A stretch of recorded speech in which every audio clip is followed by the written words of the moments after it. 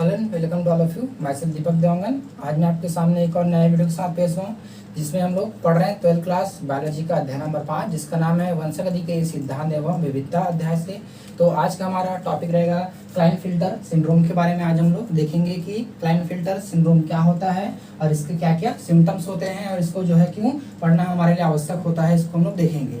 ये जो है आपके बहुत ही इंपॉर्टेंट टॉपिक है, क्योंकि यहाँ से हमेशा जो है क्वेश्चन आता है, चाहे आपका डाउन सिंड्रोम हो, टर्नर सिंड्रोम हो या क्लाइनफिल्टर सिंड्रोम हो, इनसे जो है अल्टरनेट में जो हमेशा पूछने वाला क्वेश्चन है, इसलिए हमको इसको कवर करना बहुत ही जरूरी होता है। तो इसको शुरू करते हैं। चलिए, इसको बोलते हैं क्लाइनफिल्टर सिंड्रोम के नाम से इसको जो है वो जाना जाता है। और इसकी जो डिस्कवरी है, इसने जो है किया था, तो H.F. क्लाइनफिल्टर ने इसको जो है डिस्कवर जो है वो किया था। अब क्या बोलते हैं उसके बाद, इस विकार में मेल के अंदर मादा जैसे लक्षण जो है वो पैदा हो जाते हैं। जो मेल रहते हैं हमारे पास, यानी कि पुरुष, ये जो मेल रहते हैं, तो इस मेल में जो है कैसा आते हैं, ये मादा जैसे इसमें जो है वो लक्षण इसमें आना शुरू हो जाते हैं या इसमें रहते हैं। वो हालांकि वो मेल रहेगा, लेकिन मेल के अंदर क्या होंगे, मादा जैसे लक्षण, अर्थात जैसे कि मेमोरी ग्लैंड का ग्रो होना, या उसी के साथ साथ जो है उसके आवाज का होना। तो आवाज कैसा निकलता है, फीमेल्स में पतला होते हैं, तो वो जो मेल रहेंगे उसके आवाज कैसा रहेगा, पतला रहेंगे। एवं उसमें जो मेमोरी ग्लैंड रहते हैं या स्तन ग्रंथियां रहते हैं वो थोड़ा सा ग्रो होते हैं, क्योंकि मेल में जो है स्तन ग्रंथियां ग्रोथ नहीं करते हैं। लेकिन इस जो मेल रहेंगे, यानी कि क्लाइनफिल्टर जो मेल रहेगा, उसमें क्या रहेंगे, वो जो मेमोरी ग्लैंड रहेगा वो ग्रोथ किए हुए वो रहते हैं। ठीक है। अब उसके बाद और क्या बोलते हैं, तो इन्हें बोलते हैं आपको फेमिनाइज्ड मेल के नाम से इसको जाना जाता है। फेमिनाइज्ड मेल मतलब जो है फीमेल के जैसा दिखने वाले मेल को कहा जाता है फेमिनाइज्ड मेल के नाम से इसको जो है वो जाना जाता है। ठीक। अब देखते हैं यहाँ पर क्रोमोसोमल में इसमें क्या चेंज होगा, इसको देखते हैं। तो इसमें क्या होता है, इसमें क्रोमोसोमल नंबर कैसा होता है, 2n इक्वल टू क्या पाते हैं, 47। 2n इक्वल टू क्या होता है यहाँ पर, 47। हम लोग जानते हैं कि 2n इक्वल टू क्या होता है, हमारे पास 46 होता है, लेकिन यहाँ पर क्या हो रहा है, हमारे पास 2n इक्वल टू क्या हो रहा है, 47 हो रहा है। 47 इसमें क्यों हो रहा है, क्योंकि इसमें क्या होगा, कुछ ना कुछ एक्स्ट्रा हुआ होगा। जो 46 है इनसे क्या हुआ है, वो एक्स्ट्रा है, तो कहीं ना कहीं पर ये क्या होगा, एक्स्ट्रा होगा। तो यहाँ पर देखते हैं, हमने यहाँ पर लिखे हैं, ये क्या है, 24A, मतलब ये हमारा ऑटोसोम है और ये हमारा क्या है, सेक्स क्रोमोसोम, या इसी बोलते हैं लिंग गुणसूत्र के नाम से जाना जाता है। तो हमारा जो ये ऑटोसोम है, ऑटोसोम तो हमारा बराबर है 44 का, 44 मतलब 22 के पेयर में है। लेकिन हमारे इस लिंग गुणसूत्र में परिवर्तन है। यहाँ पर क्या होना था हमारे पास, या तो क्या होता, X और Y होना था, क्योंकि मेल है, X और क्या होना था, Y। लेकिन यहाँ पर कैसा हो रहा है, X इसमें एक्स्ट्रा है। अर्थात ये जो डिसऑर्डर होता है या जो ये सिंड्रोम होता है, ये कैसा होता है, सेक्स लिंग गुणसूत्र के द्वारा होने वाला सिंड्रोम होता है, या जो है वो गुण यानी कि लिंग गुणसूत्र के क्रोमोसोमल नंबर के कारण जो है वो उत्पन्न होने वाला वो होता है। जैसे हमने यहाँ पर लिखे हैं, ये किसके द्वारा होता है, लिंग गुणसूत्र एबनॉर्मलिटी के कारण उत्पन्न होने वाला होता है। तो एबनॉर्मलिटी है, यहाँ पर होना था क्या, हमारे पास X और Y होना था, लेकिन है क्या, यहाँ पर एक और X की यहाँ पर एक्स्ट्रा हो गया है। तो ये हमारे लिंग गुणसूत्र है। ऑटोसोम में कोई इसमें परिवर्तन हुआ नहीं है, लेकिन हमारे लिंग गुणसूत्र में परिवर्तन हुआ है, इसी कारण से इसको बोला जाता है लिंग गुणसूत्र में एबनॉर्मलिटी के कारण उत्पन्न होता है। ठीक है। और ये जो व्यक्ति होते हैं वो कैसा होता है, स्टेराइल होते हैं। स्टेराइल का अर्थ होता है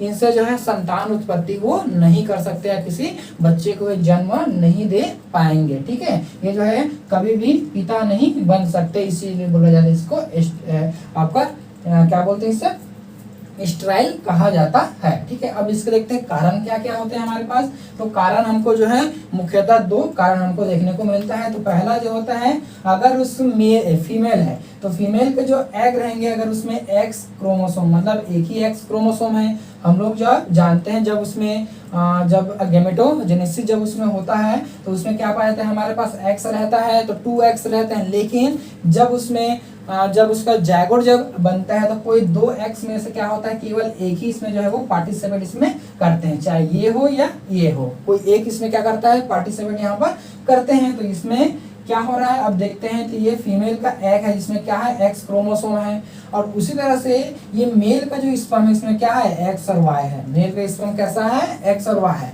और जब दोनों का फ्यूजन होगा हमारे पास तो कैसा प्राप्त होगा, X और Y।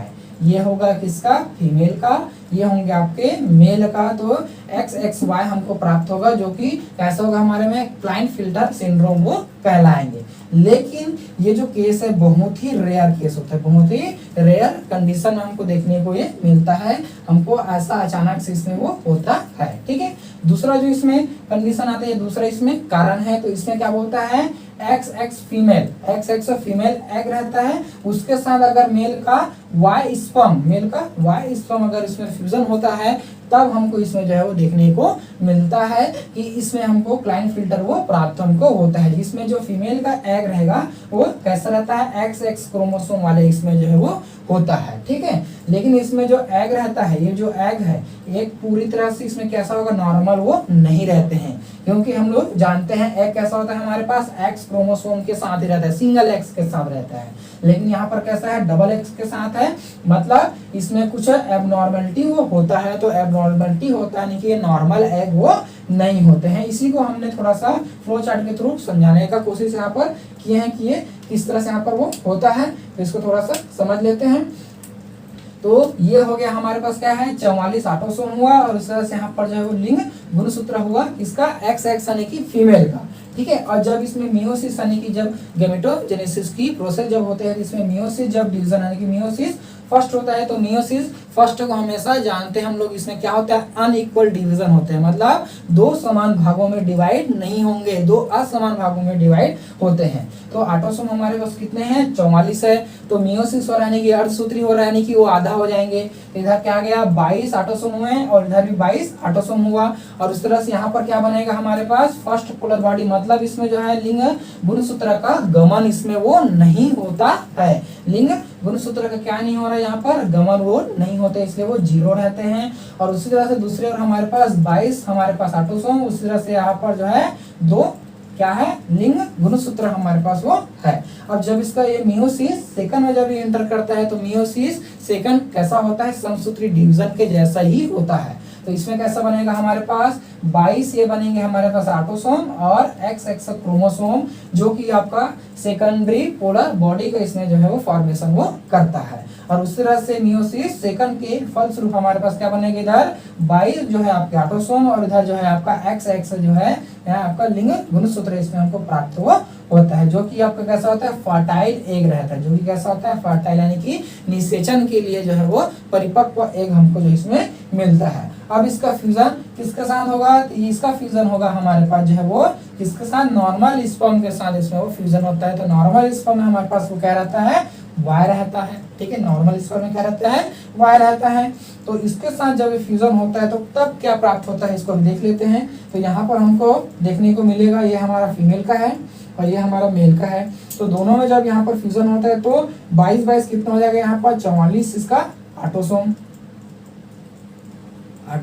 44 हो गए। ऑटोसोम 44 के बाद जो है ये हमारे पास क्या है, लिंग गुणसूत्र, यहाँ पर 2X है और यहाँ पर क्या है, X है, वो सॉरी Y है। तो यहाँ पर XX और ये Y, तो इसको बोलते हैं हमारे में क्लाइनफिल्टर सिंड्रोम कहा जाता है, या ये जो मेल होगा किससे ग्रसित होगा, क्लाइनफिल्टर सिंड्रोम से जो है वो ग्रसित होगा। ठीक है, तो इस तरह से इसमें ये होता है। चलिए तो शुरू करते हैं क्लाइनफिल्टर सिंड्रोम का लक्षण की। क्लाइनफिल्टर सिंड्रोम में क्या क्या लक्षण होते हैं, या क्लाइनफिल्टर सिंड्रोम से ग्रसित जो मेल होता है उसमें क्या क्या लक्षण वो पाए जाते हैं, जिसके आधार पर उसको क्लाइनफिल्टर सिंड्रोम कहा जाता है। ठीक है, तो देखते हैं। सबसे पहले इसमें आता है स्मॉल टेस्टिस एंड जो स्मॉल पेनिस। तो टेस्टिस का जो आकृति रहता है कैसा रहता है, वो स्मॉल रहता है, एवं जो है पेनिस का आकृति भी कैसा रहता है, स्मॉल आकृति को पाए जाते हैं। ठीक है, उस तरह से इसमें दूसरा क्या बोलता है, मादा के समान स्तन विकसित होना। ठीक है, मादा के समान स्तन के इसमें क्या होता है, विकसित होता है, इसमें ग्रो करते हैं। ठीक है, इसको बोलते हैं इंग्लिश में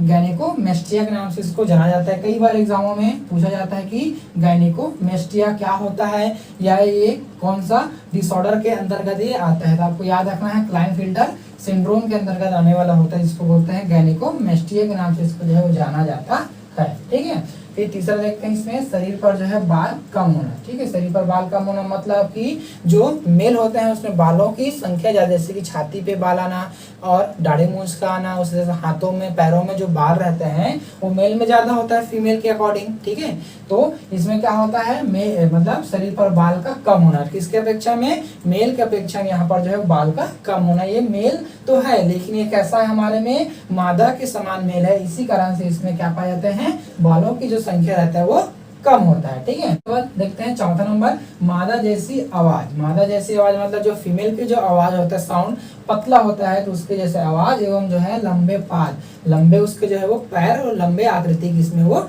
होते हैं। ठीक है, फिर पांचवा नंबर देखते हैं इसमें मेंटल रिटार्डिनेशन होता है, मतलब जो है मेंटल एबनॉर्मेलिटी इसमें जो है पाया जाता है, यानी कि थोड़ा सा मंद बुद्धि बोल सकते हैं इसको, मंद बुद्धि के होते हैं। फिर उसके बाद आता है हमारे में FSH का स्तर जो है वो उच्च रहता है। FSH मतलब फॉलिकल स्टिमुलेटिंग हार्मोन्स। ठीक है, ये क्या है, फॉलिकल स्टिमुलेटिंग हार्मोन्स होता है जो कि पिट्यूटरी ग्लैंड के थ्रू सीक्रेट होने वाला एक हार्मोन्स होता है, जिसका काम क्या होता है, इसका काम क्या होता है, जो फॉलिकल्स होते हैं उसको स्टिमुलेट करने का काम जो है वो करता है। तो इसका जो स्तर कैसा रहता है, इसमें उच्च रहता है, जिसके कारण से मेमोरी ग्लैंड जो इसमें वो ग्रो करते हैं या स्तन ग्रंथि का इसमें ग्रो वो होता है। फिर उसके बाद देखते हैं इसमें एंड्रोजन का जो स्तर कम होता है। एंड्रोजन का स्तर कम होता है मतलब जो मेल हार्मोन्स है उसका जो है वो स्तर इसमें कम होता है, जिसके कारण से जो है टेस्टिस का आकृति भी स्मॉल रहता है एवं पेनिस का आकृति भी इसमें स्मॉल आकृति को पाए जाते हैं। ठीक है, फिर उसके बाद आठवां बोलते हैं इसमें सेकेंडरी कैरेक्टर्स देरी से विकसित होना। ठीक है, सेकेंडरी कैरेक्टर मतलब होता है जैसे कि लड़कों में क्या होता है, आवाज का भारी होना, दाढ़ी मूंछ का आना, है ना, और जैसे जो उनका शरीर होता है सुडौल होना, ये सब चीजें जो है उसको बोलते हैं सेकेंडरी लक्षण बोलते हैं। जैसे सेकेंडरी लक्षण जो है वो देरी से इसमें जो है वो विकसित हुआ होते हैं, मतलब धीरे धीरे इसमें विकसित हुआ होता है।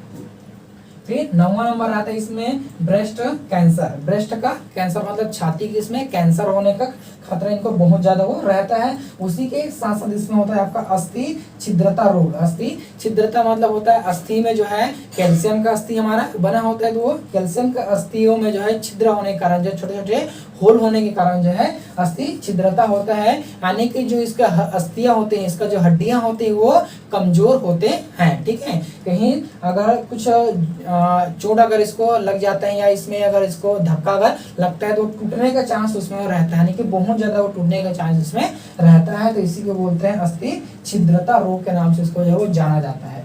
फिर 10 नंबर इसमें आता है एनर्जी लेवल जो है बहुत कम होता है। ठीक है, एनर्जी लेवल मतलब जो ताकत है उनकी एनर्जी लेवल है वो कैसा होगा, बहुत कम होते हैं। क्यों होता है, क्योंकि इनमें जो है कैसा हो रहा है, ये मेल जो है फीमेल के समान कैरेक्टर शो तो कर रहा है, तो इसी कारण से जो अमाइनो एसिड है, अमाइनो एसिड को एनर्जी में चेंज होना है, तो एनर्जी में चेंज होने के लिए क्या चाहिए उसको भी, जब वो एनर्जी में चेंज होगा तो एनर्जी उसमें बहुत ही कम एनर्जी उसमें जो है वो होता है, मतलब उसमें बहुत सारा फैक्टर होता है। जैसे कि हमारे पास क्या है, ये जो है टेस्टिस और ये पेनिस के इस्तेमाल होना, स्तन का विकसित होना, फिर बाल का कम होना। ठीक है, बाल हमारा इससे बना होता है, प्रोटीन से मिलकर बना होता है, तो एनर्जी कम होगा, अमाइनो एसिड इसमें कम बनेंगे तो बाल भी कैसा बनेगा, कम होगा। ठीक है, फिर उस तरह से लंबे पाद और आपके मादा जैसी पतली आवाज, उससे उसी तरह से मेंटल रिटार्डिनेशन मतलब जो है मंद बुद्धि होने के कारण इनका एनर्जी लेवल जो है बहुत ही कम मात्रा में एनर्जी लेवल इसका होता है। ठीक है, तो आई होप कि आपको ये आज का वीडियो हमारा समझ में आया होगा। तो देखते रहे हमारा यूट्यूब चैनल। धन्यवाद, थैंक यू।